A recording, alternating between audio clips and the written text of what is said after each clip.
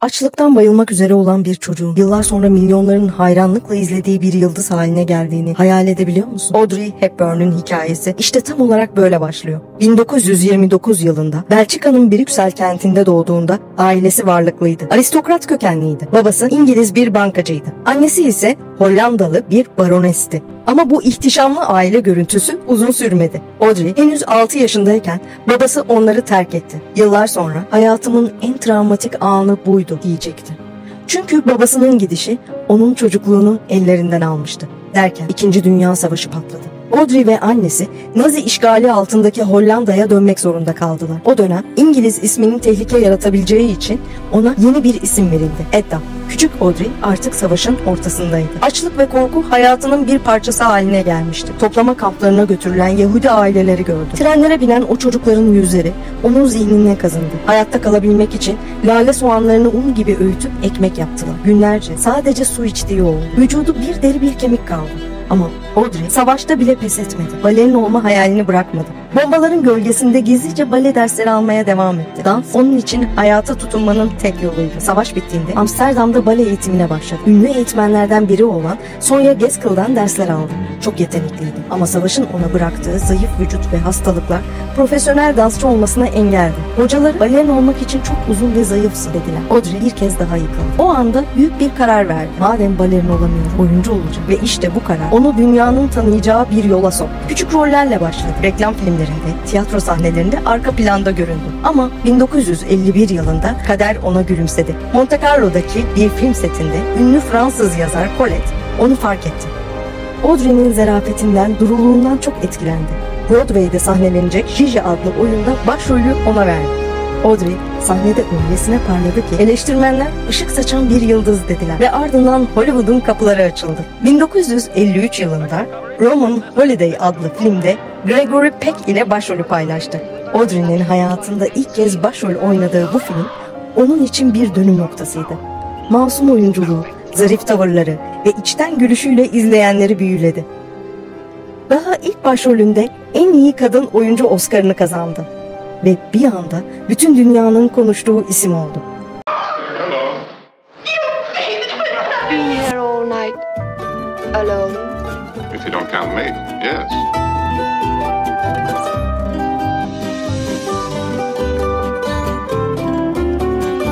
Sonraki yıllarda Sabrina,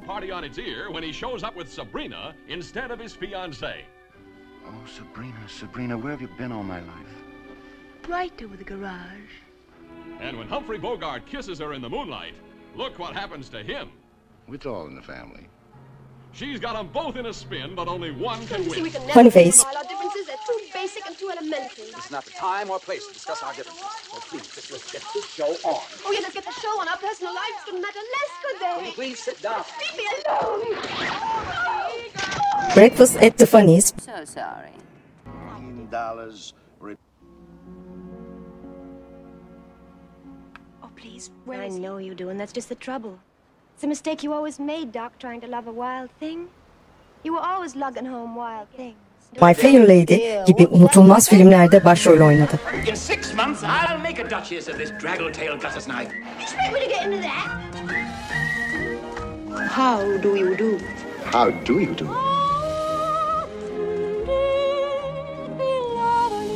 So you came here to rescue her from worse than death, eh? Cheerio, Eliza. The rain in Spain stays. Ladies and gentlemen, in New York City, Miss Audrey Hepburn in Roman Holiday.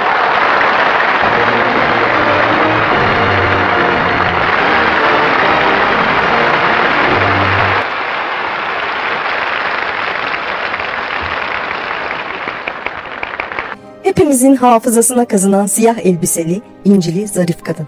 Ama o karakterlerin ardında kırılgan bir insan vardı. Audrey, şöhretin ortasında bile alçak gönüllü kalmayı başaran nadir insanlardandı.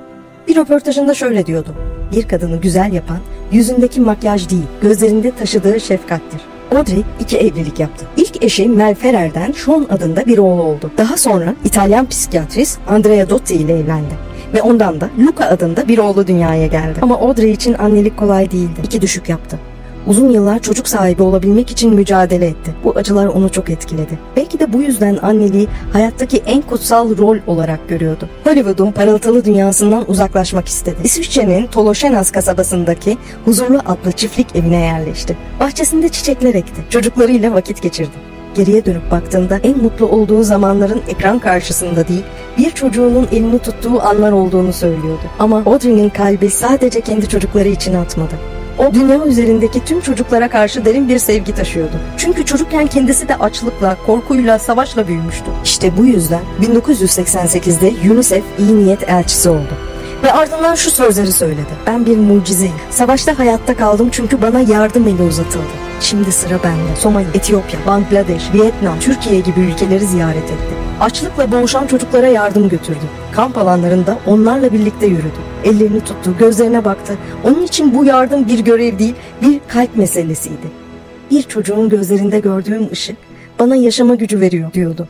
1992'de Somali'ye yaptığı ziyaret onun son yolculuğu oldu. Orada gördüğü sefalet karşısında hayatımda böyle bir cehennem görmedim dedi. Döndükten kısa bir süre sonra kanser teşhisi kondu. Ve Audrey 20 Ocak 1993'te İsviçre'deki evinde sevdiklerinin arasında hayata gözlerini yumdu. Cenazesinde en yakın dostlarından biri olan Gregory Peck gözyaşları içinde Tagore'un şiirini okudu. Audrey artık yoktu ama ardında bıraktığı ışık şöhretten çok daha güçlüydü. Çünkü Audrey Hepburn sadece güzel bir kadın değildi. O insanlığa inanan bir yürekti. Zor günlerde zarif kalabilen, yaralıyken başkalarının yarasına merhem olabilen bir ruh. Ve onun hikayesi bize şunu fısıldıyor. Küçük de olsan, sessiz de olsan dünyayı değiştirebilirsin.